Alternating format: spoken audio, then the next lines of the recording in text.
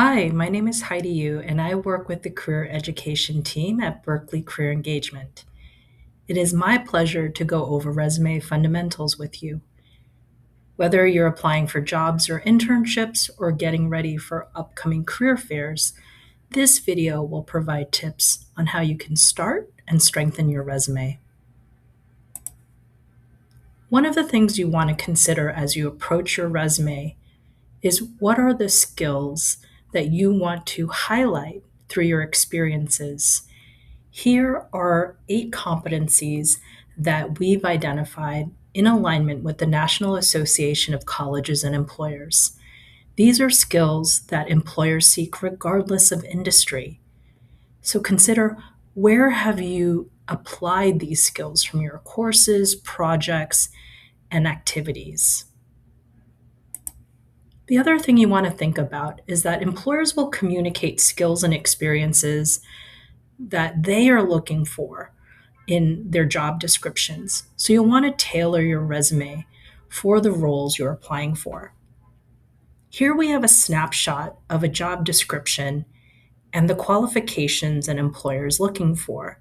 So you can see the degree programs they're interested in, the knowledge they're seeking, as well as skills such as data analysis, written and verbal communication, project management, and collaboration skills.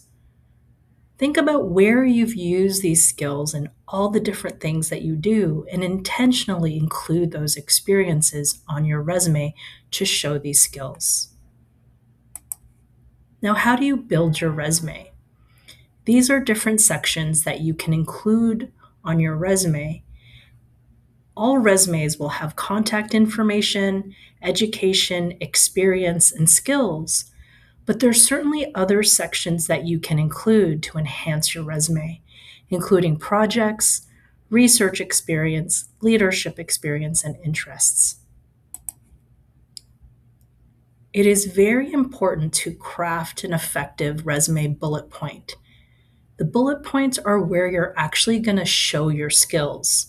So action-oriented language will be really important to do this. Here's a formula that you can use to help you. Action word plus what did you do plus how and or why you did it plus impact or numbers. So you can take a phrase such as created a program and enhance it. So how did you create the program? Why did you create the program? So you can add created a program to educate community members on healthy and affordable nutrition options using video and in-person workshops. And this reached 500 community members. Whenever possible, try to include quantifiable achievements. Here's another example. Developed customer surveys and analyzed feedback. So you develop customer surveys, how? Using Google Forms, and analyze feedback, why? To determine how to improve service, which led to new services for customers. Here's action words that you can use to help you build effective bullet points. We have these action words that are organized by skill type on the Berkeley Career Engagement website. When creating the education section, there are a number of different pieces of information that you can add. Of course, at the very least, you're going to include University of California, Berkeley. Then you want to include your degree and when you will graduate. Other information you can include are honors and courses that are relevant to what you're applying for. In this example, you'll see study abroad experience as well as community college information for a transfer student. Projects can be a great way to show skills. Many times students feel like what they do as part of their courses are not real experience, but that is definitely not the case. In this example, you'll see a student is already demonstrating research skills, outreach skills, collaboration, and written communication skills. So definitely consider which projects, whether personal or academic, can be ones that you can highlight on your resume. Here's an example of work experience. A lot of students will find jobs to pay the bills, and so they may not always be related to what their career interests are. However, they can also be a great way to demonstrate some strong skills. Many times, students will focus on listing tasks such as making coffee, cleaning tables. Those are not transferable most of the time. So, you want to focus on what are those skills that can translate to other work environments. In this example, you'll see collaboration, problem solving, analytical skills, and even data skills. A lot of students are part of student organizations or community organizations. So those experience can certainly demonstrate strong leadership and other great skills. Here you'll see activities. So if you have space, you might even spell out the skills associated with that activity. If you don't have as much space, you might include a list as you see in the second example. Skills, a lot of times students will not be sure how to approach the skills section. So as you're analyzing job descriptions, you'll see what skills the employers are looking for. So you want to make sure those skills are ones that you highlight on your resume. If you're highlighting a variety of skills, adding subcategories like you see here can make your skills easier to read. Here's some additional things to consider. The most relevant and important information should appear first. The first third of your resume is prime real estate. So whatever's most important should be seen sooner rather than later. Also, your information needs to be easy to read and scan. So break up content with spacing.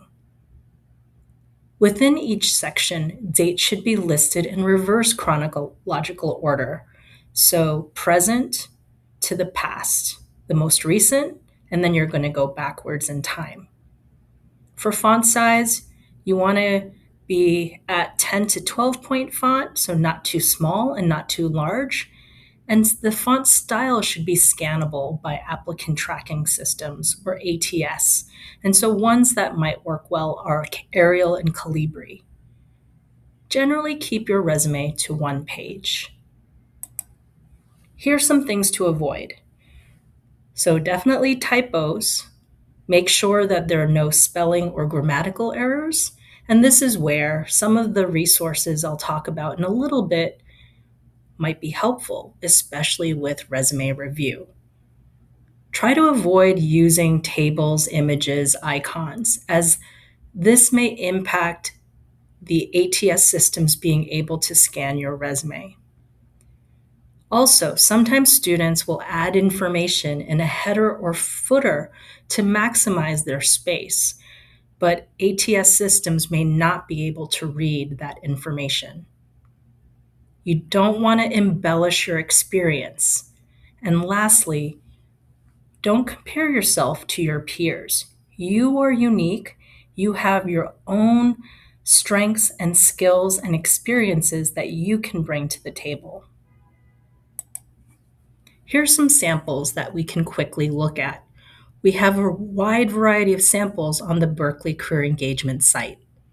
This sample is a transfer student who is where we see their degree at UC Berkeley, as well as their community college, their work experience, and skills. In this sample, it's a research sample where a student might want to highlight their lab and programming skills earlier on their resume, as well as show relevant research, leadership, experience, and awards. In this sample, you'll see a CV. So this is a version of a resume that might be longer. This is often used when you're applying for a graduate school or research. And so this is where you'll have a resume that won't be just one page, because if you're applying for grad school, you want to show a wider array of your experiences. So you'll see other sections included, such as fellowships or presentation or community service or publications. I want to touch on utilizing generative AI. So, AI platforms such as ChatGPT and Gemini can be very useful to support your career readiness needs, including building a resume. But you also want to use this tool carefully. So, some considerations: begin with your own content and communicate your own voice and experiences. Employers are already seeing that applications are starting to sound the same, so make sure that your voice is clear. Check for accuracy and review information. Evaluate potential bias. Preserve your privacy. Don't include personal information when you're utilizing AI. And then check with employers on their guidelines on the use of AI. Some employers will welcome the use of AI, while others may discourage the use of AI in the application process. On the Berkeley Career Engagement website, we have a lot of great tips and samples that you can use to help build a resume and cover letter. We also have amazing career peer advisors that are available for drop in advising and conduct workshop on a range of topics. And you can see how you can meet with them on our site. You can also make an appointment with a career educator to talk about all these topics in person, virtually, on the phone, and get written feedback. And you can make those appointments through Handshake. We have wonderful digital marketing interns who create content that's informative and allows you to see what's coming up with Berkeley Career Engagement. So we hope you'll stay connected.